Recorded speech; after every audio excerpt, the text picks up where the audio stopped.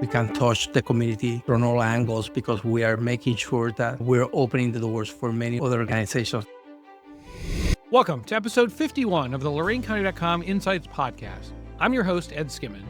Let's kick things off by thanking the LorainCounty.com champion sponsors, WOBL Radio, Lorain County JVS, Community Foundation of Lorain County Community College, and Emerge Inc. Today we're talking with Victor Leandry, Executive Director of El Centro Lorain. Join us as Victor talks about El Centro's 50 years of services to the Latino community in Lorain, Ohio, the organization's vital health, youth, and community development programs, and its impactful partnerships like the 211 United Way contract. He also shares the organization's financial journey, future aspirations, and its personal commitment to community service shaped by decades of grassroots involvement. I've had the privilege of knowing Victor for more than 15 years. Back in 2010, we worked with him and El Centro's board to create a video for their capital campaign. Even after all these years, the video captures Victor's passion and the profound importance of the work that he and his team have carried forward at El Centro. Here is my conversation with Victor Leandry. My name is Victor Leandry. I am the Executive Director of El Centro de Servicios Sociales, known as El Centro Lorain. Welcome, Victor. Thanks for joining us and sharing your insights. Yes. Could you provide an overview of El Centro and your role within the organization? El Centro just celebrated 50 years last November. It was founded to help the Puerto Rican community. I'm not sure if people are aware, but in Ohio, per capita, we have the largest Latino community. So we have almost 30% of the city and 12% of the county is Latino. It's very different from other Latino communities because we are predominant Puerto Ricans. You don't see in Ohio other community that is predominant Puerto Rican, so we are USA citizens because we're a Commonwealth of the United States, so it's a different community. But I became the director 20 years ago, and under my leadership, we expand the accessibility and welcoming the entire community. So we serve close to 9,000 people every year, and 30% of our clients are not Latinos. And we have brought so many services that people refer to us as a hub for Lorain City because we have an array of services to our centro, but then we bring a lot of partnerships as well. Could you talk a little bit more about the programs and services that El Centro offers and the individuals and families that you support? El Centro operates out of 4 departments. One is called Community Health and Supportive Services Department. That is the department that connects residents with the services they need, whether it is inside of our centro or outside. It's one of the most recognized departments that we have in the county that people always asking us to meet with them so they can learn what's happening in Lorain County. Because in that department, everybody's trained to answer. We are the one that answer the 211 for United Way in Spanish. So we have a unique contract with United Way. We don't think any other Latino organization in the United States have a contract like this. So if you were to dial 211 to get the information and refer services from United Way, you dial 7 for Hispanic, the calls are rerouted, and we are the one that answer the call. So we help approximately 120 calls a month that we connect with social services, whatever people need. But in that same department, we also are the one in charge of operating the mental health and addiction navigator line for the county. Latinos or non-Latino, anyone needing mental health services in the county, there's 800 numbers that people call, and we're the one that operate that line, but some people don't realize. And we're the one connecting families with mental health services. Also in that department, because we do those so well, 3 years ago, the Cleveland Clinic, UH, and the Case Western Reserve University contact us and ask El Centro to develop a cancer navigator line. So we have a cancer navigator line for the county. People dealing with cancer, we're the one in the county that they call, and we're the one that connect them with cancer wraparound services and connect them with treatment and services. That department do a lot with the health disparity. They do classes for helping people understand their chronic illness, how to eat better, how they're all medical interpreters and mental health interpreters. So we have a contract with the mental health board, the MARS, the mental health and addiction recovery services, and also with some of the schools. So that's one department. We have another department that is the Youth Services Department. We run the 231 Collaborate for United Way. We are in the schools helping 7th to 8th graders develop leadership skills. We have a summer camp that is well known here in Lorain. We have over 250 kids signing our summer camp. It's a summer camp that we use a lot of our partners, the YMCA, the LCCC, and the kids are always having trainings and traveling and being exposed to other services. They have ballet classes. They have classes to help parents help their kids in education. We have another department that we provide representative pay services. We're the only one in the county that provide that services. Individuals with severe mental illness, individuals that with their mental health treatment, they can live in our community, but they don't have the ability to manage their Social Security. They're referred to us by Social Security or their doctors, and we are the one responsible to manage their Social Security. So we have close to 300 individuals in that department all over Lorain County, all cities. We have clients, all races, you can imagine, and Social Security come to us, and we're responsible to pay all the bills at the beginning and then manage the rest of the money depending on their needs. If they can afford to have that money at once, if we know people are going to take advantage of them or they're going to misuse the money in something else, then we give them whatever is left every weekly by allowance. So we assure that they can have money through the month. But this program, most of them are in the verge of becoming homeless, and we have no homeless from those 300 individuals, no one homeless person in this program, because we're the one that make sure that they have a roof and that we deal directly with the landlord and pay the landlord. And they have, this client doesn't have accessibility to their account. They have input on saying what we pay and bringing us the bill, but we are the one making the decisions. And the last department is called the Community Development Department. We do a lot of financial literacy. We do first home buyer classes, seminars. And then other than that, we are known for collaboration. So we have Cleveland Legal Aid do free legal aid in an agency. We have Second Harvest have a food pantry with our Centro. We have the police use all our buildings for their breaks and meetings and everything else. We have a number of services. We just opened a building that is called Opportunity Center, where we have more than 10 partners providing services from our building. So that way we assure that accessibility for our clients, because transportation being such an issue in this county, that the services are providing in South Lorain or entire Lorain City. So we have many partners, including community college. They do English classes in our building, and they have a staff that is in our building helping people enroll at LCCC. In what ways does El Centro's work create ripple effects that reach the wider community? What makes El Centro so important to Lorain County community as a whole?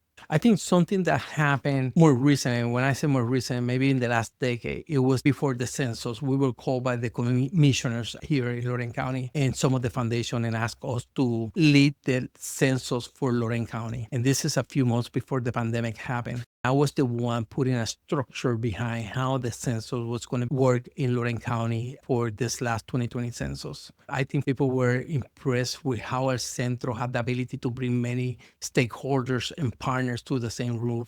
And I remember having our first meeting in LCCC, and we have close to 100 leaders there, directors from hospitals, almost all the superintendents were there in the social services, to say that we organized so well Lorain County, and this is not a Victor Leandry or Centro event, but we were the one putting the structure out of it and being sure that we were continuing the work. Lorain County finished in the 214 best in the nation doing the census during a pandemic out of 3,218 or 19 counties. 3,000. We finished close to the 200 numbers of the best counties to the census. So it was a lot of work, but I think after that, I think people started looking at our Centro and at my leadership a little bit different. And I was asked after that to help organizing Lorain County to welcome the families that were coming from Ukraine. So I organized what is known as the Lorain County for Ukraine Coalition. Many other organizations show up and were part of that coalition. And most recently, I was asked also by stakeholders to organize a civic engagement, and that one is going on right now. I'm leading with other partners as well. I cannot say that it's just my work, but we're known for leading county efforts and projects, and I think we got a reputation for that. But also looking at the collaborative agencies that we have here, we bring so many services like Legal Aid, Cleveland Clinic, Mercy. We bring so many services to the community through the partners, that I think that is what makes the effect of our Centro what it is, that we can touch the community from all angles, because we are making sure that we're opening the doors for many other organizations that are not here to be able to provide the services here. What does El Centro's funding model look like? What are your different sources of funding? Yes, this is what is not letting me sleep in the last few months here. I had the opportunity in my early years at El Centro to sit in a national board for Latinos. It's the largest Latino organization in the United States, called Unidos US. and I was able to represent the Midwest and sit in a national board. Gave me a lot of experience as what my leadership skill that I have right now. But it also gave me the opportunity to travel through Arizona and Chicago and San Diego and you name it. I went through so many communities, and I always visit the Latino communities in those cities and see their finance model and everything else. And I started realizing how difficult it was here in Lorain for nonprofits, because some of my colleagues talking about, I did a golf outing in Atlanta, Georgia, and I did $500,000. I raised $500,000. Or I did a gala, like I have one here in Lorain County that's very well attended, and I did 250,000. And I was like, here I do a gala, and I was pushing 30 or 40,000. So I started realizing how different we were in regards to how we fund or support nonprofits here in the state of Ohio, part due to the economic, but part due also for the structure that we have built here. And I have to say, we have amazing foundations in Lorain County, amazing, and they're all very supportive of the nonprofits. And I'm very blessed with the foundations that we have here. But our budget hasn't changed that much from 20 years ago. We have changed so much in regards to services and building, and our budget hardly has changed. Our budget is close to $1.5 million. We hire close to 20 to 25 staff, and we have buildings that we own and maintenance and everything else. So we're running a very tight budget. Many times that we have added, people say, listen, this is one of the organizations that the money is called direct services. Like it is, there's not a lot of cushion there to buy extra supply or nothing like that. And in the last few months, it's been a real struggle. I have run this organization for 20 years, and even though it's been a struggle, I have never seen us as a struggle. I see us part of our DNA and culture, and this is the economic part of it, but nonprofits here in Lorain County. But in the last 4 years, it's been a struggle with all these federal cuts and federal holds and holding monies for some organizations. And even though we don't receive federal money directly, we receive it in many tiers down, so passed through many organizations. So it's been, the last few months, it's been very difficult to run the organization in regards to finance. So it's now we have a very diverse budget. We receive money from foundations. We receive money from our Mars board and the MRDD board. We have some contracts that many years ago, we started doing contracts for services that we do in a way to bring some steady and secure money. We have contract with some hospital and mental health board to provide interpretation. So we train our staff to be interpreters. We have contract with some school systems. There's fee for services. We have a fundraising event that bring at least close to 100,000 our events, but it's a lot of planning behind it. But we have been able to diversify our fundings. That's something that when I started, it wasn't like that. But now it's still almost the same budget, but it's very diverse. What are the challenges and opportunities specific to Lorain County that you're seeing? I think that's why I've been here for 20 years, because every time I finish a project and I think, okay, this is it, there's many other challenges. And the work that Centros do with our staff, we're so proud of what we do, and we see so much value. We were the only one, the day that the governor said stay at home, guess where my staff was? At our Centro building. And we already had a plan. We were one of the few organizations that had a plan for the pandemic. And it's because I sit in so many boards that I was hearing state and national. So in February, I said with my staff, there's a possibility of a pandemic. Let's plan for it. And it said in February, we were removing furniture of the lobby. We were finding ways, calling our glass company here in the county to install glasses. And the supervisors came out and to see the result and everything else, because they're like, we know a lot of companies are going to start calling us. So we wanted to see how our Centro is dealing with it. But I'm saying this because there's always challenges, and whether it's transportation, whether it's youth service, or dealing with youth violence, or dealing with our seniors that doesn't have a lot of recreational services out there. We're always pivoting and trying to meet the challenge of the community. We just opened a building that is called the Opportunity Center. Through the pandemic work that we were doing, that we were providing services from our Centro. We were not working telehealth or virtually. We were at our Centro. Our doors were closed, but we were managing the rental facilities, services for the county. We were being sure that our seniors have home in their houses, but we were telling them to stay at home. We were making sure that the senior knew how to connect with their doctors or using their phones. We were doing food pantry. We were delivering baskets of COVID to families that were having COVID. We discovered that our community was starting to be disconnected from health services. They were not connecting with their doctors. And we were trying to see that there was a disconnection with our community in regards to finding jobs. And there's so many jobs, factories looking for people, and our people were not connecting. So we knew there was a challenge here. So we opened a building that is called the Centro Opportunities Center, where we're bringing partners that are focused specific on helping families move in a financial ladder, that we are helping families create wellness, that we are helping our community by building small businesses.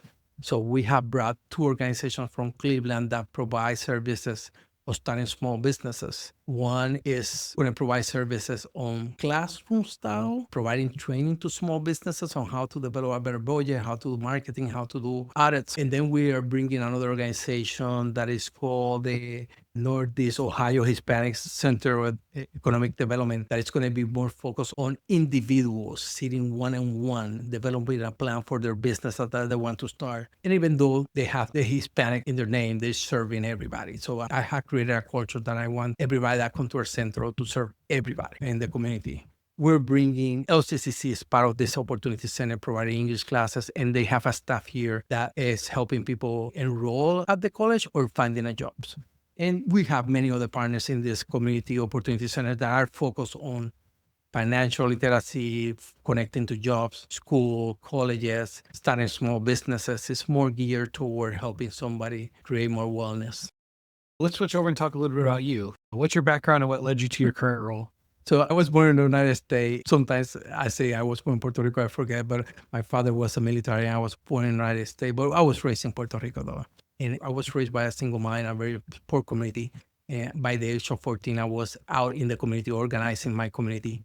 I became one of the youngest council in my community that they didn't know what to do with me. Like, we cannot have a 14-year-old being a councilman.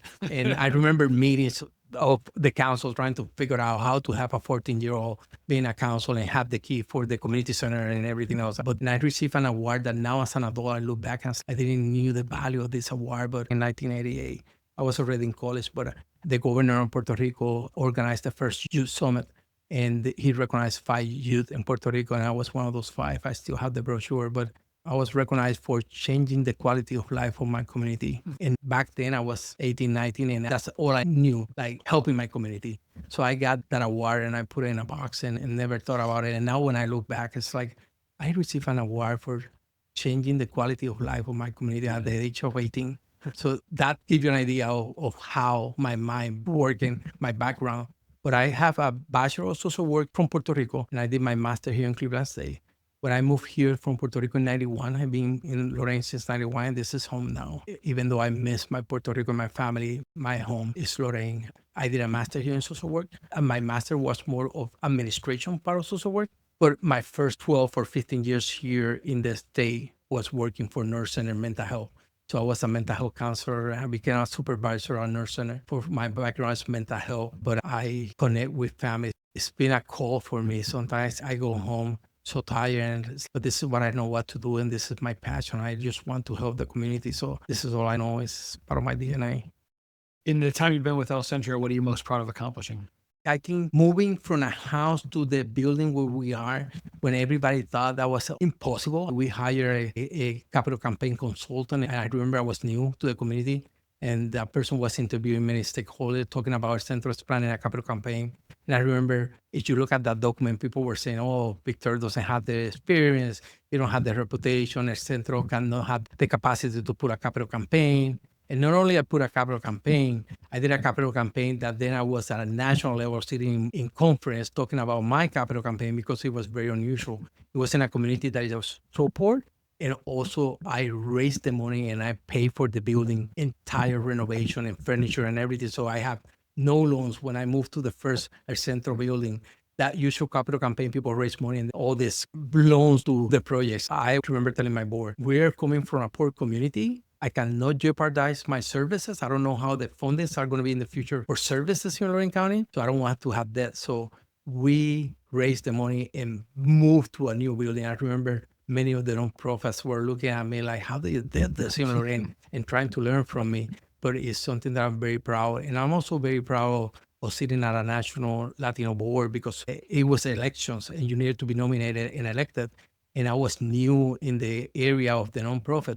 And most of the Latino leaders that run organizations way bigger than mine in Chicago, in Kansas, like 40 million budget and whatever it is, they saw something on me that they wanted me to represent, and they nominated me. And then I was elected, and I was new to the whole Latino nonprofit areas. And I did that role since 2007, and I started at Centro 2004.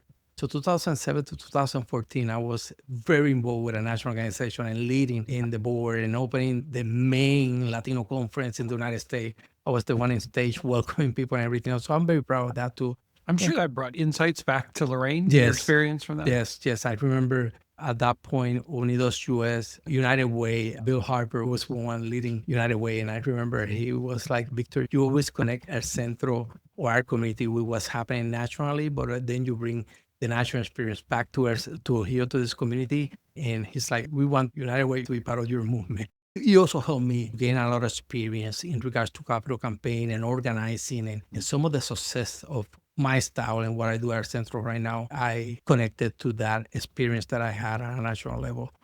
And then personal, I have a daughter that I adore, and her mind and how she sees the world, and it's a big accomplishment.